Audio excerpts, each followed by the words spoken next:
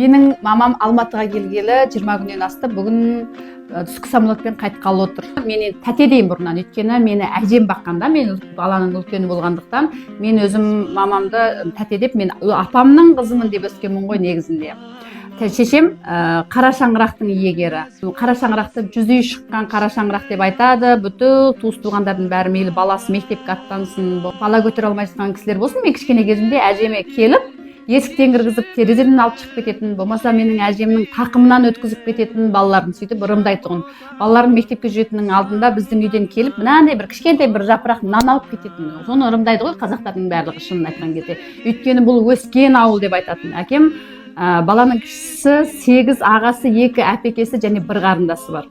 Шешемнен кейбір үлкен кісілер болса да біздің мамамды әже деп айтқызады барлықтарына, әжеміз деп. Өйткені үлкен қара шаңырақта отырған соң, үлкен қара шаңырақтың иесі, бұл үйден 100 үй шыққан, өскен деген сияқты. Сөйтіп мамамдың орны негізі жоғары.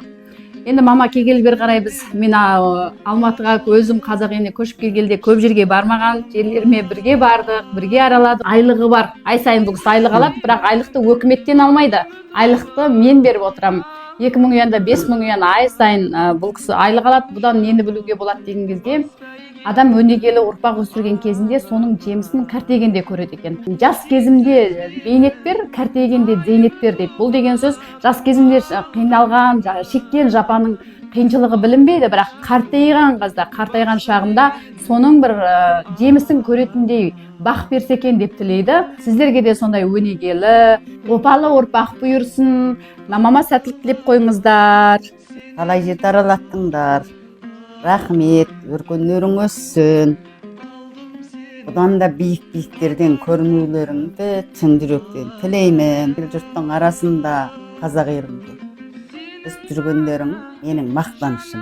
Әрбір баланың табысы және оның жетістігі әрбір ананың батасынан ғой. Сондықтан аналарыңыздың батасын алып, барша аналарыңызға мақтаныш болып жүре беріңіздер, асылдарым. Сіздерге сәттілік болсын, менің оқырмандарым. Барша аналар бақытты болсын.